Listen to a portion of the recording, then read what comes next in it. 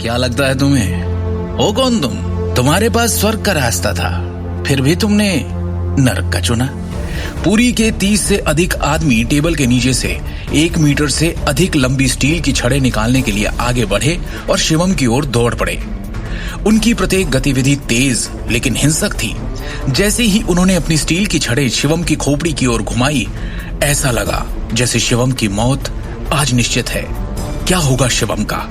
क्या वो sky tower से जिंदा निकल पाएगा? एक आदमी ने उसकी ओर एक लोहे की छड़ फेंकी, पर इसके पहले कि वो शिवम को छूती, उसने उसे हवा में ही पकड़कर कांच की तरह चकनाचूर कर दिया। अगले ही पल में वो बिना किसी हिचकिचाहट के उन आदमियों की भीड़ में आगे बढ़ा। कमरे में हवा के झोंकों को भड़काते हुए शिवम उन आदमियों के इर्द गिर्द बिजली की तरह चक्कर लगाते हुए उन पर हमला करने लगा और सबको चकमा दे दिया।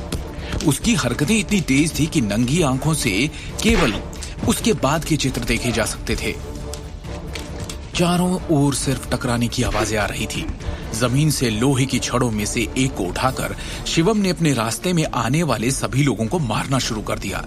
अपने विरोधियों को जवाबी कार्रवाई का कोई मौका नहीं दिया। इस लड़ाई के दौरान दर्जनों लोग शिवम के शरीर पर एक खरोंच भी नहीं लगा पाए, लेकिन शिवम उन पर लगातार हमले किए जा रहा था। बोल, शिवम ने जगनपुरी को ठंडी मगर क्रोध भरी नजर से देखा।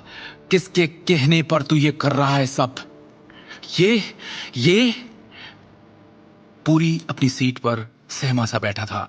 उसकी आंखों के सामने जो हुआ वो अब भी वो हजम नहीं कर पा रहा था। शायद वो विश्वास ही नहीं करना चाह रहा था कि कोई ऐसा आएगा जो उसे हिला के रख देगा।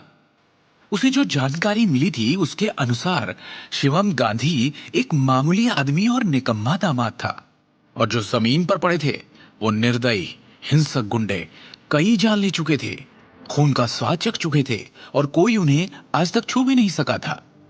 इतने सालों तक अनगिनत क्षेत्रों पर विजय प्राप्त करने के बाद आज उन्हें शर्मनाक हार मिली।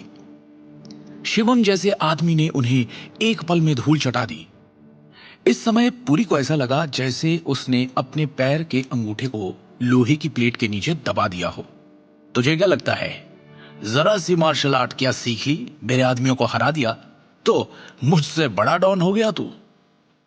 अपने हाथ से सिगार फेंकते हुए पुरी जोर से चिल्लाया, मेरे एरिया में मेरे साथ खिलवाड़ करके तू मौत को बुलावा दे रहा है। शिवम ने निडरता और बिना भाव के साथ कहा, कोशिश करके देख ले। उन शब्दों को सुनकर पुरी की भौहें थोड़ी फड़क गई। जबकि वो कई सालों से अंडरवर्ल्ड पर राज कर रहा था, पर कभी किसी ऐसे व्यक्ति से नहीं मिला था जिसने बंदूकों का सामना करते हुए इतनी निडरता से जवाब दिया हो। ऐसा है तो तेरी इच्छा पूरी किए देता हूं। पुरी ने यह कहकर क्रूरता से अपने दांत पीस लिए और बिना किसी हिचकिचाहट के ट्रिगर खींच दिया। गोली चलने की आवाज हवा में गूंजी। ठंडी स्टील बैरल से चमचमाती बुलेट धुएं के गुबार के साथ तेजी से शिवम की दिशा में निकली। पर हैरानी की बात यह थी कि गोली के आवाज के साथ ही डरने के बजाय शिवम ने अचानक अपने भावहीन चेहरे पर एक खतरनाक मुस्कान प्रकट की। उसने एक हरकत की और पल भर में ही अपनी जगह से गायब हो गया, अपने पीछे केवल एक छवि छोड़कर। नतीजतन शॉट अपने लक्ष्य से चूक गया। ये पुरी के विश्वास से परे था। वो भौचक्का रह गया। पलक झपकते ही शिवम अचानक एक भूत की तरह पुरी की तरफ आ गया था। शिवम ने पुरी का ऐसा हाल किया था कि उसका गुलाबी चेहरा पीला पड़ चुका था। उसने सपने में भी नहीं सोचा था कि उसके आदमी तो दूर, शिवम उसकी गोली तक को चकमा दे देगा, वो भी इतनी फुर्ती के साथ। इतना ही नहीं, शिवम ने उसे निशस्त्र भी कर दिया था। शिवम खतरनाक तरीके से धीरे धीरे पुरी की ओर चलने लगा। क्या चाहते हो? मेरे करीब मत आओ। पुरी ने गिड़गिड़ाते हुए जैसे ही चिल्लाकर ये कहा, उसकी आंखों में ऐसा खौफ दिखा जैसे उसके सामने इंसान नहीं शैतान चल कर आ रहा हो। गलत मत समझो शिवम भाई, मेरा तो तुम्हें मारने का कोई इरादा नहीं था। कसम से मैं तो बस चेतावनी देना चाहता था। चेतावनी? पुरी को अपनी किए पर पछतावा होने लगा। उसने कुछ सोचा, फिर शिवम की ओर उसकी आंखों में देखा।